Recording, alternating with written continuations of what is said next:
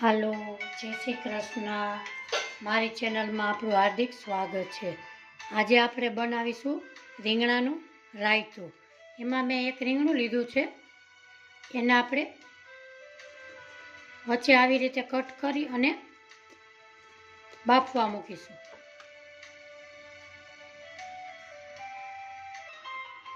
અહીંયા મેં ગેસ ઉપર પાણી મૂકેલું છે, એમાં ચાયણી મૂકેલી છે.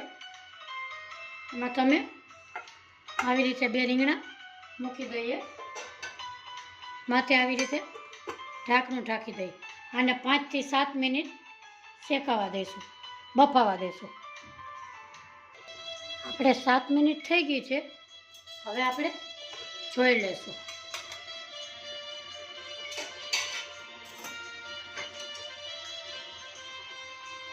આપણું રીંગણું બફાઈ ગયું છે.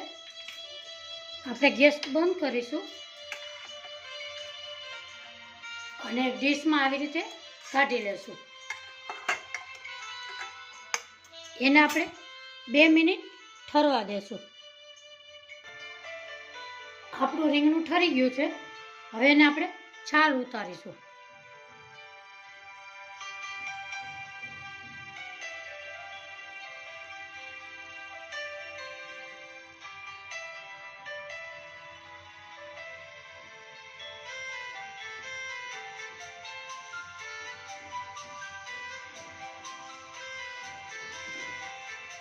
આજનો મારો વિડીયો જોતા હોય તો લાઈક કરજો, શેર કરજો, સબસ્ક્રાઈબ કરજો. સબસ્ક્રાઈબ કરી બેલ આઇકોનના બટનને જરૂરથી દબાવજો. મારી નવી નવી રેસીપી તમારા સુધી પહોંચતી રહે. આવી રીતે આપણે બેયમાં કાઢી લેશું. આપણા રીંગણામાં છાલ ઉતરી ગઈ છે. હવે આપણે એને કટકા કરીશું.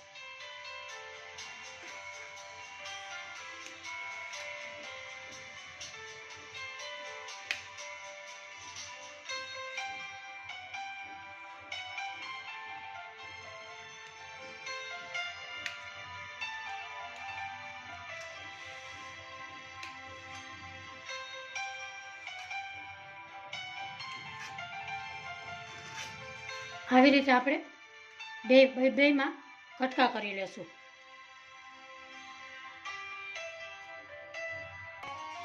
આપણા રીંગણાના કટકા થઈ ગયા છે. આપણે હવે દહીંમાં મસાલો કરીશું. એમાં મેં 2 કપ દહીં લીધેલું છે.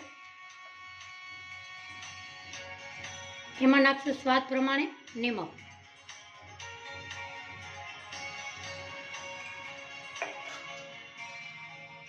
લાલ મરચું પાવડર 1 ચમચી,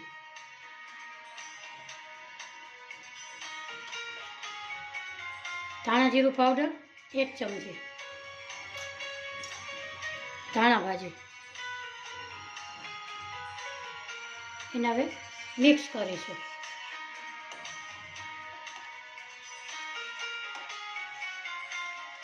એમાં આપણે રીંગણાના કટકા કર્યા છે એ ઉમેરીશું. આ તમે જરૂરથી ટ્રાય કરજો, મસ્ત રાયતું બનશે.